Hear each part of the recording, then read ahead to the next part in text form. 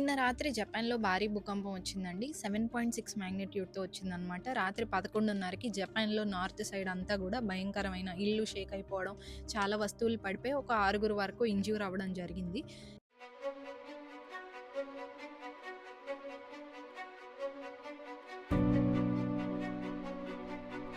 మొత్తం జపాన్‌లో 8 రీజన్స్ ఉంటాయి.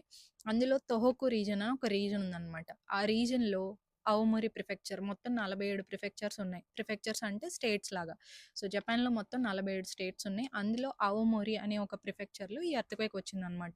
ఆ అవమోరి ప్రిఫెక్చర్ ఎక్కడైతే ఉందో ఆ ప్రిఫెక్చర్ దగ్గర, అలాగే హొక్కైడో అనే ఒక ఏరియాలో, లేదా ఇవాతే ప్రిఫెక్చర్ ఈ 3 ప్లేసెస్‌లో ఏం జరిగిందంటే ఆ దగ్గరున్న పోర్ట్స్‌లో వేవ్స్ అనేవి ఎక్కువ ఎత్తులో రావడం గమనించారనమాట. 20-70 సెంటీమీటర్ల ఎత్తులో వేవ్స్ రావడం గమనించారు. ఇంకా భయపడి జపాన్ మెటీరియోలాజికల్ ఏజెన్సీ వాళ్ళు ఏం చేశారంటే అనౌన్స్ చేశారనమాట. మీరు ఎవాక్యుయేట్ చేసేయండి అని చెప్పేసి. దగ్గరగా 90,000 మందిని ఆ ప్లేస్ నుంచి తీసేసి సేఫ్ ఏరియాలోకి పంపించేశారు. కానీ నైట్ అయితే సునామీ ఏమీ రాలేదు. నైట్ అంతా అబ్జర్వేషన్‌లోనే ఉన్నారు. ఇంకా సునామీ ఏమీ రాలేదు. వేవ్స్ కూడా కంట్రోల్ అయిపోయాయి కాబట్టి, ఎర్త్‌క్వేక్స్ కూడా తర్వాత ఏమీ నోట్ చేయలేదు కాబట్టి, ఇప్పుడు ప్రెజెంట్ అయితే అంతా కంట్రోల్‌లో ఉంది. ఎటువంటి ప్రాబ్లమ్ అయితే ఎవరికీ లేదు. కానీ నెక్స్ట్ 1 వీక్‌లో మెగా ఎర్త్‌క్వేక్ వచ్చే అవకాశాలు ఉన్నాయని చెప్పేసి చెప్తున్నారనమాట. దానివల్ల ఏం చేస్తున్నారంటే రెసిడెంట్స్ ఎవరైతే 90,000 మంది ఉన్నారో వాళ్ళని మాత్రం ఆ కోస్టల్ ఏరియా నుంచి హైయర్ గ్రౌండ్‌కి తరలించేశారు. సో, ఇంత సివియర్ ఎర్త్‌క్వేక్ వచ్చింది కాబట్టి జపాన్ వాళ్ళు సునామీ వార్నింగ్ కూడా పెట్టారనమాట. ఎందుకంటే 2011లో ఏం జరిగిందంటే 9 మాగ్నిట్యూడ్‌తో భయంకరమైన ఎర్త్‌క్వేక్ వచ్చింది. దాని తర్వాత ఇమ్మీడియేట్‌గా సునామీ అనేది రావడం జరిగింది. మనందరికీ తెలిసిన విషయమే. అక్కడ దగ్గరగా 15,900 మంది ప్రాణాలు కోల్పోయారు. 2,500 మంది ఇంకా కనపడకుండా ఎళ్ళిపోయారనమాట. సో, చాలా సివియర్‌గా ఉంటుంది సునామీ వస్తే. 9 మాగ్నిట్యూడ్‌తో వచ్చింది 2011లో. ఇప్పుడు 7.6 వచ్చింది. ఆల్మోస్ట్ రెండిటికి నియర్‌గా ఉందనమాట. ఒక 1.4 డిఫరెన్స్‌లో. సో, సునామీ రావచ్చేమో అని చెప్పేసి అనుకున్నారు. రాత్రంతా మానిటర్ చేసి, ఇప్పుడు ప్రాబ్లమ్ ఏం లేదని చెప్పారనమాట. బుల్లెట్ ట్రైన్స్ కూడా కొన్ని రావాల్సినవి సస్పెండ్ అయిపోయాయి ఎర్త్‌క్వేక్ రావడం వల్ల. నార్మల్‌గా జపాన్‌లో సంవత్సరానికి 1500-2000 భూకంపాల వరకు వస్తాయండి. ఇది చాలా నార్మల్. మాగ్నిట్యూడ్ తక్కువతో వస్తాయన్నమాట. ఎక్కువగా ఊగిపోవడం గానీ, షేక్ అవ్వడం గానీ, రోడ్లు పగిలిపోవడం గానీ, ఇట్లాంటివి ఏమీ ఉండవు. ఎర్త్‌క్వేక్స్ అనేవి కామన్ ఇక్కడ. ఎందుకంటే ఇది రింగ్ ఆఫ్ ఫైర్ అని చెప్తారు. టెక్టానిక్ ప్లేట్స్ ఉంటాయి గదా! ఒక 4 వాటి మీదే ఉంటదన్నమాట జపాను. అందుకనే ఎర్త్‌క్వేక్స్ అనేవి ఎక్కువొస్తాయి. ప్రపంచంలో ఎర్త్‌క్వేక్ ఎక్కువొచ్చే దేశంలో జపాన్ ఒక దేశం. భూకంపం వచ్చినా గూడా ఇవాక్యుయేషన్ చేసేసి సేఫ్ ఏరియాలోకి తీసుకెళ్తే ఎవరికీ ఏ ప్రాబ్లమ్ రాదండి. ఈ అఫీషియల్స్ ఎవరైతే ఉన్నారో ఈ జేఎంఏ వాళ్ళు, అంటే జపాన్ మెటీరియోలాజికల్ ఏజెన్సీ వాళ్ళు ఏం చెప్తున్నారంటే మీరు సేఫ్ ఏరియాలకి తరలిపోండి. ఎమర్జెన్సీ ఇవాక్యుయేషన్ రూట్స్ ఏమన్నా ఉన్నాయా చూసుకోండి. చూసుకొని సేఫ్‌గా ఎమర్జెన్సీ కిట్స్, బ్యాకప్ ఫుడ్, మీకేమన్నా ఎక్స్‌పెన్సివ్ వస్తువులేమన్నా ఇంట్లో ఉంటే ముందే తీసుకొని వెళ్ళిపోండి. ఇంకా 1 వీక్ టైం ఉంది కదా! సో, ఈ జాగ్రత్తలన్నీ చెప్పారనమాట. ఏ రూట్‌లో వస్తుందో, అంటే వస్తుందో రాదో కన్ఫర్మ్ లేదు. కానీ రావచ్చు అని ఎక్స్‌పెక్ట్ చేస్తున్నారు. ఎందుకంటే ఈ మాగ్నిట్యూడ్‌తో జపాన్‌లో సంవత్సరానికి ఒకసారే భూకంపాలనేవి వస్తూ ఉంటాయి. మిగతావన్నీ కూడా చిన్న చిన్న మాగ్నిట్యూడ్స్‌తో వస్తాయి.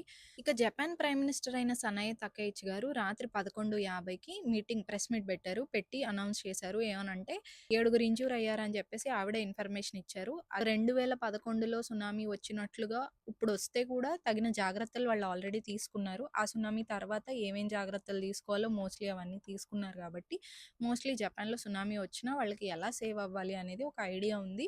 దానికొక మార్గం అనేది వాళ్ళకుంది. 2011లో అలాగే నిన్న రాత్రొచ్చిన భూకంపం ఏదైతే ఉందో ఒకటే రీజన్‌లో వచ్చింది. జపాన్‌లో మొత్తం 8 రీజన్స్ ఉంటాయని చెప్పా గదా! అందులో తొహోకు రీజన్ అని చెప్పేసి ఈ ఏరియాలో ఎర్త్‌క్వేక్స్ ఎక్కువగా వస్తూ ఉంటాయండి. ఇది చాలా నార్మల్. కానీ ఈ మాగ్నిట్యూడ్‌తో రావడం అనేది నిజంగా కొంచెం సీరియస్‌గా తీసుకోవాల్సిన విషయం. అందుకే అందరిని ఎవాక్యుయేట్ చేయించేశారు. ఎవరికీ ఎటువంటి ప్రాబ్లమ్ అయితే లేదండి. 11 మార్చి 2011 సంవత్సరం భయంకరమైన సునామీ రావడం వల్ల తర్వాత జపాన్ చాలా డెవలప్ అయిపోయిందండి. కట్టే ఇళ్ళు కూడా కింద చక్కగా ఒక బాల్ లాంటిది పెట్టుకొని కన్‌స్ట్రక్ట్ చేస్తున్నారు. అప్పుడు ఎర్త్‌క్వేక్స్ వచ్చినప్పుడు ఏమవుతుందంటే ఇల్లు పడిపోకుండా షేక్ అవుతూ ఉండేలాగా వాళ్ళు జాగ్రత్తలు తీసుకున్నారు. హై టెక్నాలజీతో ఇల్లు కట్టుకున్నారు. ఇప్పుడు ఎవరికీ ఏ ఇబ్బంది లేదు. అందుకే ఏం చేస్తారంటే భూకంపాలు, సునామీలు ఇట్లాంటివి వస్తూ ఉంటాయి కాబట్టి ఇక్కడ ఏం చేస్తారంటే ఎవరున్నా ఫారినర్స్ అయినా, ఇక్కడ దేశం వాళ్ళైనా సరే వీళ్ళకి ఎమర్జెన్సీ కిట్స్ ఉంటాయి. అంటే సడెన్‌గా ఇవాక్యుయేట్ చేసేయమంటారు. ఇంట్లో నుంచి వెళ్ళిపోమంటారు. అలాంటప్పుడు క్యారీ చేసుకెళ్లాల్సినయి కొన్నుంటాయి. ఎమర్జెన్సీ కిట్ ఉంటుంది.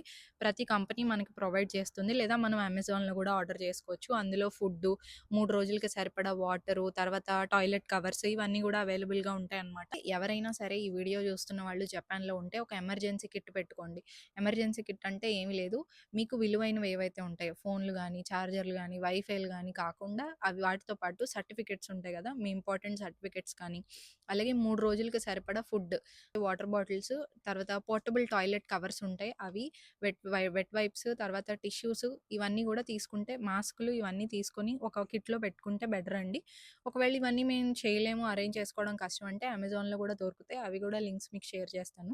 సో, ఎప్పుడు గూడా అట్లాంటి కిట్ ఒకటి ఇంట్లో పెట్టుకుంటే బెటర్. ఎక్స్‌పెన్సివ్ అయినా కొనుక్కోండి. కొనుక్కొని పెట్టుకుంటే 2030, 2035 వరకు గూడా ప్రొడక్ట్స్ అనేవి ఎక్స్‌పైర్ అవ్వకుండా ఉంటాయండి అందులో. సో, అప్పటి వరకు మీరు సేఫ్టీగా ఉండాలనుకుంటే అట్లాంటి కిట్స్ అనేవి పెట్టుకుంటే ఎప్పుడు బెటర్ అనమాట. ఇంకొకటేంటంటే ఇండియాలో కొన్ని మీడియా ఛానెల్స్ ఏం చేస్తాయంటే టీఆర్‌పీ రేటింగ్ కోసం లేకపోతే ఎక్కువ వ్యూస్ రావాలనో ఫేక్‌గా కొన్ని విషయాలు చెప్తూ ఉంటారు. అవన్నీ నమ్మొద్దు. మీరు ఏ వెబ్‌సైట్స్ చూడాలో, ఏ వెబ్‌సైట్స్‌లో మీకు అప్డేటెడ్ న్యూస్ వస్తుందో నేను డిస్క్రిప్షన్‌లో మెన్షన్ చేస్తాను. జపాన్ మెటీరియాలజికల్ ఏజెన్సీ జేఎంఏ అని ఒకటుంటుంది.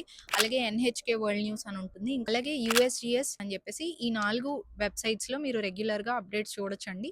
ఓన్లీ భూకంపాలు, సునామీలే కాకుండా మిగతా అన్ని విషయాలు జపాన్‌కి సంబంధించినవి క్లియర్‌గా ఇన్ఫర్మేషన్ అనేది డిస్క్రిప్షన్‌లో మీకిస్తాను. మీరు అందులో చెక్ చేయండి. ఇంగ్లీష్‌లోనే ఉంటాయి. పేజ్‌ని కూడా మీరు ట్రాన్స్‌లేట్ చేసుకోవచ్చు.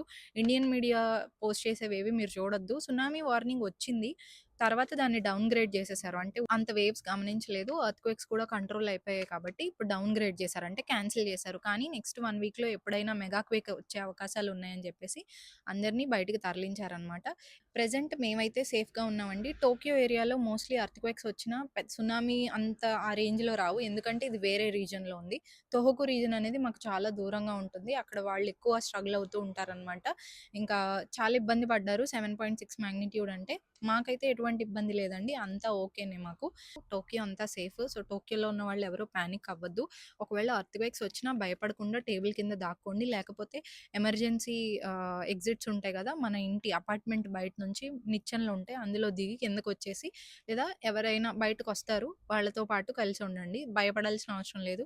మీ ఫోన్‌లకి ఎప్పుడు గూడా అలర్ట్‌లు పెట్టుకోండి. అలర్ట్ వచ్చినప్పుడు ఇవాక్యుయేషన్ చేయాలా? వద్దా? అందులో మెసేజ్ వస్తుంది. ఇవాక్యుయేట్ చేయండి. ఎమర్జెన్సీ కిట్స్ పెట్టుకొని ఎప్పుడైనా సరే జాగ్రత్తగా ఉండండి. మీకు ఈ వీడియో ఇన్ఫర్మేటివ్‌గా అనిపిస్తే లైక్ చేసి, షేర్ చేసి మరిన్ని వీడియోస్ కోసం ఫాలో అయిపోండి. Bye bye.